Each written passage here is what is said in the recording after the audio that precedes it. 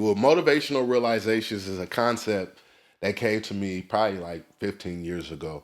And a motivational realization is just that, a realization that you had that motivates you to render an effort, right? The whole concept, or the tagline, I should say, is motivational realization is the energy of positive thought. I'm so big on us. I feel like our perspective and our outlook affect our lived experience, right? Period. So if you're looking, I would normally say, if you're looking through the lenses of negativity, everywhere you look, you're going to see negativity. You're going to, even when you look in the mirror, self-reflection upon yourself, you're going to see everything negative about yourself. I often tell people, it's like, we have to make a mental shift in our mind where we have to be our best cheerleader and not our worst enemy, because we're super hypercritical on ourselves. You know what I mean? Hmm. So to me, it's so important to have a positive outlook, to speak life into your life, or look through the lenses of love.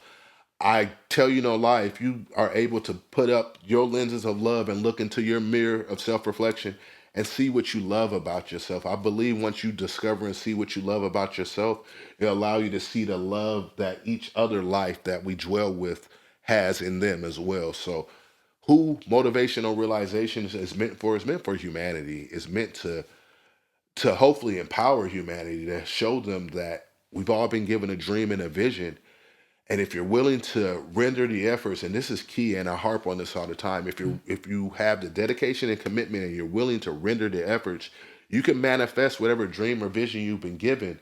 Because that dream and vision is not to tease us. That's to kind of show you what's meant for you.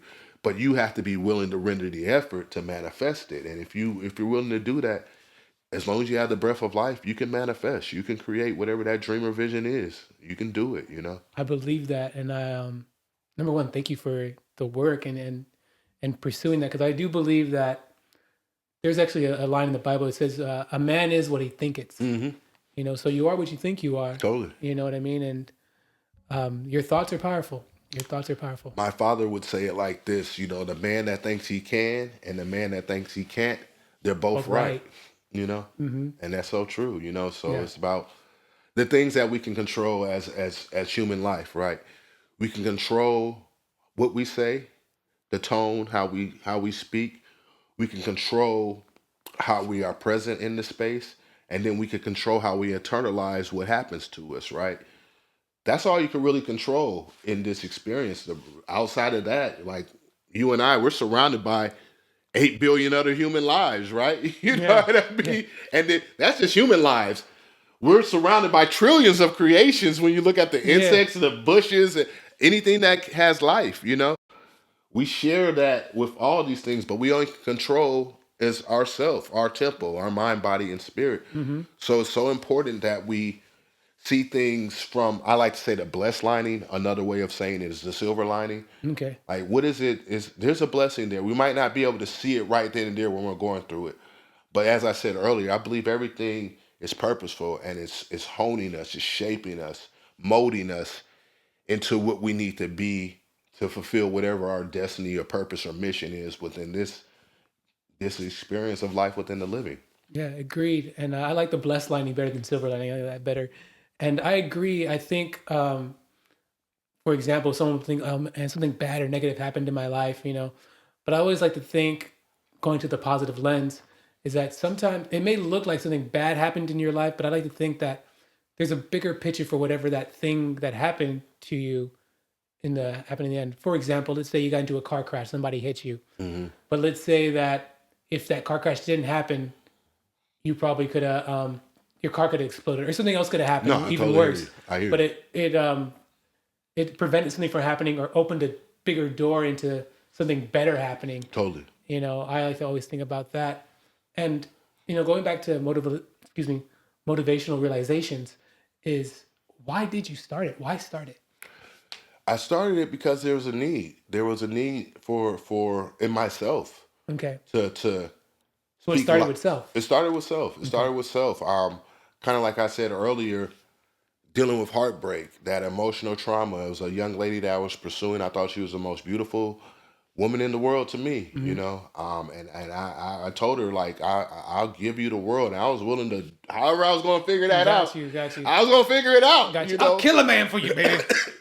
I'll kill a galaxy, Thanos style. You Hmm. know what I mean? But nah, yeah, snap of a finger. But nah, like I was willing to do whatever I had to do to to have her and ultimately like be my wife and procreate, and enjoy this experience of life. And the one regret that I have with that is that she was like, is a whole backstory to this, but she wanted to be friends, and I didn't want to be friends. I wanted to be more than that Yeah. off rip. But when I think back in hindsight, it's like I should have accepted that, because it has to start with friendship. It has to start, in my mind. It has a solid relationship. It has to be built on friendship, getting to know one another, and then over time, once you get to know people, that attraction can grow, and feelings can happen. But so that's one of my regrets. But with that, me Got you. giving my all to pursuing her, it broke my heart. It broke my heart, and I fell into a depression. That after that, you know what I mean. I fell into a really dark depression.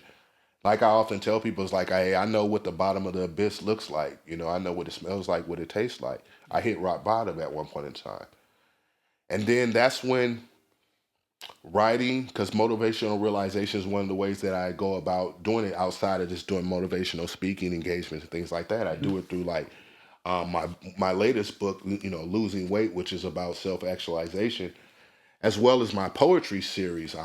I am motivational poetry. I am living dreams by Ipyani Locker, and it's about speaking life into our lives. I write a lot about love. I write a lot about like empowerment and manifesting one's dreams and visions. But I write that to encourage people, and I do have some more poetry on the way that's going to be a little more raw, because yeah, I am the energy of positive thought, but please, like, I'm a whole person. Hmm. Hmm. Like the good, the bad, the ugly. I have my vices, I have my struggles. You know what I mean? I'm not perfect by any means. But I'm functioning, and I hope to, with each day that I pour love into myself, that I could grow stronger and better, as an individual, as a man, as a provider, as a leader in the community as well. So I'm a work in progress, and I just want people to know that I'm a real person, and don't put me on no pedestal. I'm no better, none the greater, none the lesser.